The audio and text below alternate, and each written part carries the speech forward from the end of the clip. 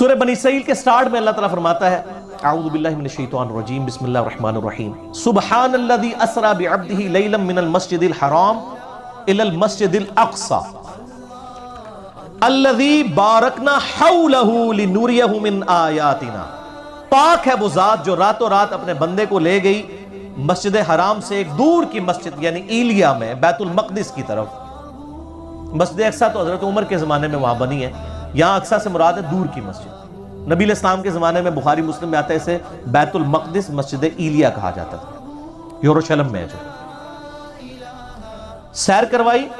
الذی بارکنا حولہ, وہ جگہ ہے جہاں کے ارد گرد کے ماحول کو اللہ نے بابرکت بنایا ہے. وہ کیا بابرکت ہے؟ 4000 نبیوں کی قبریں ہیں وہاں پہ. لِنُرِيَهُ مِنْ آیَاتِنَا, تاکہ اللہ تعالیٰ اپنی قدرت کی بڑی بڑی نشانیاں اپنے محبوب کو دکھائے صلی اللہ علیہ وآلہ وسلم. اِنَّهُ هُوَ السَّمِيعُ الْبَصِيرُ, بے شک اللہ تعالیٰ سننے والا دیکھنے والا ہے. یہ جو قدرت کی بڑی بڑی نشانیاں دکھائی ہیں نا, ان میں سے ایک نشانی راستے میں یہ بھی دکھائی گی الاسراء والمعراج میں. الاسراء آپ کا رات کا زمینی سفر ہے اور المعراج آپ کا آسمانوں کا سفر ہے جو یروشلم سے آسمانوں کی طرف ہوا. میں نے ڈیٹیل کے ساتھ اس کے اوپر 3 لیکچر ریکارڈ کروا دیے ہیں. مسئلہ نمبر 126 A B C, جسے شوق ہو وہ دیکھے. میری زندگی کے بہترین تحقیقی لیکچرز میں سے ہے. آپ کو واقعہ معراج پہ اتنی تحقیق کسی کتاب میں نہیں ملے گی. اللہ کے فضل سے میں نے جتنی اس میں محنت کی ہے الحمدللہ. اس میں نے یہ حدیث بیان کی تھی سنن نسائی 451. انس ابن مالک سے بھی ہے, سیدنا شداد ابن اوس سے بھی. انس ابن مالک کہتے ہیں کہ نبی علیہ السلام نے فرمایا میرے پاس ایک جانور لایا گیا براق, جو گدھے سے بڑا اور خچر سے چھوٹا تھا. اس کا قدم وہاں پڑتا تھا جہاں اس کی نگاہ پڑتی تھی. اتنی یعنی سپیڈ میں وہ چلنے والا اڑنے والا جانور تھا. میں جبرائیل علیہ السلام کے ساتھ اس پر سوار ہو گیا. میں کچھ چلا تھا تو جبرائیل علیہ السلام نے عرض کی اے اللہ کے نبی اتریے اور یہاں پر نماز پڑھیے. میں اترا اور میں نے وہاں پر نماز پڑھی. یعنی نبی علیہ السلام کو نمازیں تو معراج میں ملی ہیں, لیکن اس سے پہلے بھی آپ نفلی نماز تو پڑھتے تھے. 2 رکعت آپ نے پڑھی. پھر جبرائیل علیہ السلام نے عرض کیا اللہ کے محبوب صلی اللہ علیہ وآلہ وسلم, آپ جانتے ہیں میں نے آپ کو جو نماز پڑھائی ہے یہ جگہ کون سی ہے؟ پھر خود ہی فرمانے لگے, عرض کرنے لگے اے اللہ کے محبوب یہ طیبہ ہے, مدینہ شریف, جو ان قریب آپ کی ہجرت گاہ بنے گا. یعنی ہجرت سے پہلے واقعہ معراج ہوا ہے. نبی اسلام کو پہلے اللہ نے دکھا دیا کہ آپ نے الٹیمیٹلی یہاں پہ آنا ہے. پھر نبی اسلام کہتے ہیں ہم دوبارہ براق پہ سوار ہوئے. پھر تھوڑی دور جا کے مجھے جبرائیل نے کہا اتریے اور یہاں پہ بھی نماز پڑھیے. پہلے مدینہ شریف پڑھائی جہاں پہ نبی اسلام کی قبر بننی تھی. نبی اسلام کا مسکن وہ شاعر اللہ میں داخل. میں نماز پڑھ کے فارغ ہوا تو پوچھا, جبرائیل نے کہا اے اللہ کے رسول آپ کو پتہ ہے یہ جگہ کون سی ہے؟ تو پھر خود ہی اس نے عرض کی کہ یہ طور سینہ ہے جہاں پہ موسیٰ علیہ السلام سے اللہ نے کلام کیا تھا. یعنی موسیٰ علیہ السلام کی جگہ شاعر اللہ. پھر کہتے ہیں میں دوبارہ سے سوار ہوا. پھر ایک اور جگہ جا کر انہوں نے روکا اور کہا یہاں پہ بھی نماز پڑھیں. وہاں پر بھی نماز پڑھی اور پھر کہا یا رسول اللہ آپ کو پتہ ہے یہ جگہ کون سی ہے؟ اور پھر خود ہی کہا یہ بیت اللحم ہے جہاں پہ عیسیٰ علیہ السلام پیدا ہوئے تھے. عیسیٰ علیہ السلام کی پیدائش کی جگہ بھی شاعر اللہ ہے. تو میرے نبی علیہ السلام کی قبر مبارک شاعر اللہ نہیں ہے؟ نبی علیہ السلام کی نماز پڑھنے کی جگہ شاعر اللہ نہیں ہے؟ اگر وَاتَّخِذُوا مِن مَّقَامِ إِبْرَاهِيمَ مُصَلَّى شاعر اللہ میں.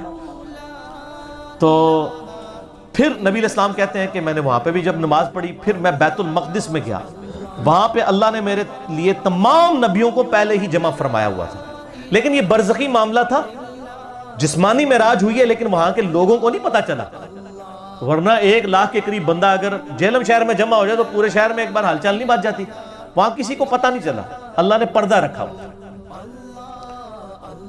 اللہ نے تمام انبیاء کو میرے لیے وہاں پر جمع فرمایا. چنانچہ جبرائیل علیہ السلام نے مجھے آگے کر دیا اور میں نے ان کی امامت فرمائی. یہ ایک ڈکلیئرڈ تھا اللہ کی طرف سے, ایک سمبل تھا کہ امام الانبیاء ہیں ہمارے محبوب صلی اللہ علیہ وآلہ وسلم.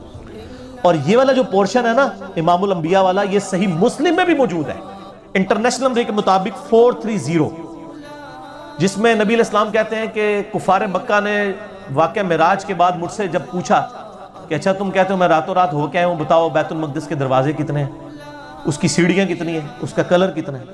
اب میں یہ سیڑھیاں پچھلے 7-8 سال سے چڑھ رہا ہوں، مجھے آپ پوچھیں تو میں نہیں بتا سکتا، اور ایک شخص ایک رات کے لیے گیا، وہ کیسے بتائے گا؟ حضور کہتے ہیں میں اتنا پریشان ہوا کہ اعلان نبوت کے بعد کبھی اتنا پریشان نہیں ہوا تھا کہ میں ان کے سوالوں کے جواب نہیں دے سکوں گا۔ تو اللہ تعالیٰ نے بیت المقدس اٹھا کے میرے سامنے کر دیا، مدینہ شریف سے بیت المقدس نظر آ رہا ہے، وہ جو مجھ سے پوچھتے تھے میں دیکھ کے بتا رہا تھا۔ اس سے پتہ چلا کہ نبی علیہ السلام کو علم غیب نہیں تھا، بلکہ اللہ تعالیٰ غیبی خبریں عطا فرماتا تھا، اور اس ایک خاص موقع پر وہ غیبی چیز دکھا دیتا تھا۔ یہ صحیح مسلم 430 انٹرنیشنل نمبر کے مطابق اس میں یہ آتا ہے کہ میں جب معراج میں بیت المقدس میں پہنچا اور تمام نبیوں کو میرے لیے وہاں پر جمع کیا گیا، تو مجھے جبرائیل نے کہا آپ ان کی امامت کروائیں۔ صحیح مسلم 430۔ تو میں نے ان کی امامت کروائی، اور بڑے رقت انگیز الفاظ ہیں۔ حضور کہتے ہیں میں نماز پڑھ کے جب فارغ ہوا تو جبرائیل علیہ السلام نے مجھے کہا یا رسول اللہ صلی اللہ علیہ وآلہ وسلم، آپ کے پیچھے داروغہ جہنم سیدنا مالک علیہ السلام کھڑے ہوئے ہیں، جن کا نام سورہ الزخرف کی آیت نمبر 77 میں آیا ہے۔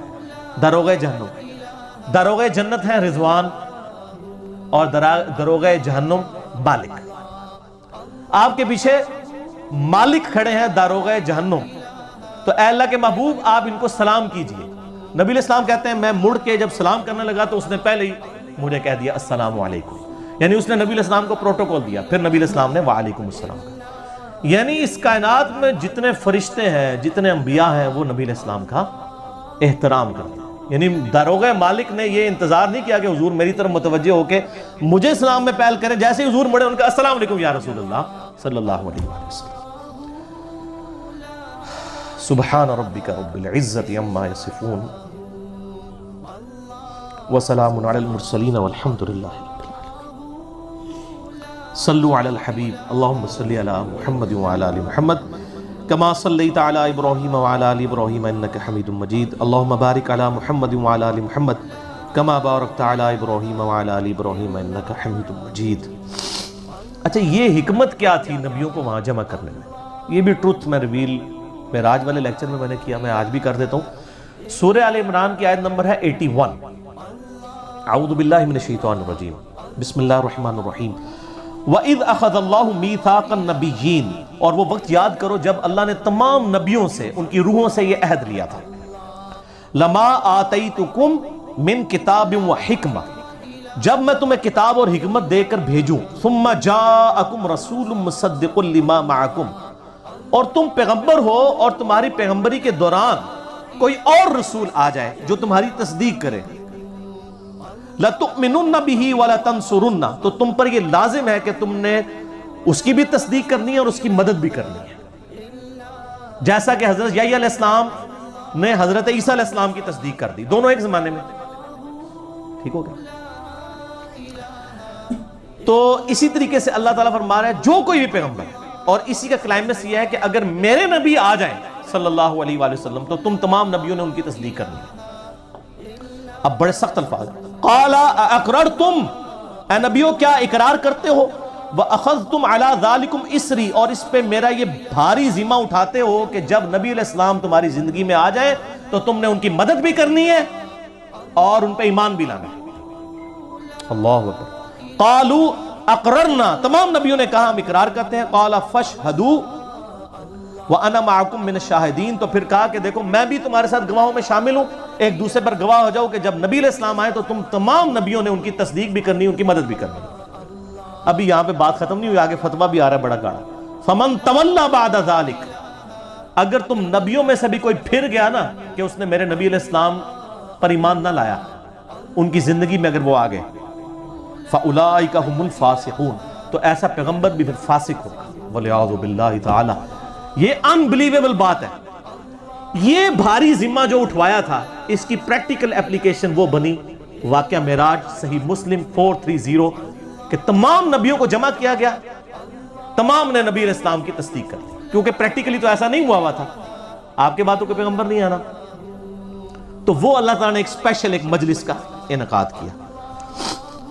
اچھا یہ جو آیا لِنُرِيَهُ مِنْ آیاتنا، انہی آیات میں سے ایک اور آیت اللہ نے دکھائی، صحیح مسلم میں 2 حدیثیں ہیں انٹرنیشنل نمبر کے مطابق 6157 اور 6158، کہ نبی علیہ السلام فرماتے ہیں واقعہ معراج کے دوران میں جب بیت المقدس کی طرف جا رہا تھا، سرخ ٹیلے کے پاس میں نے موسیٰ علیہ السلام کو دیکھا اپنی قبر میں، ہوا قائم یصلی فی قبری، وہ اپنی قبر میں کھڑے ہو کر نماز پڑھ رہے تھے۔ یہ صحیح مسلم 6157 اور 6158۔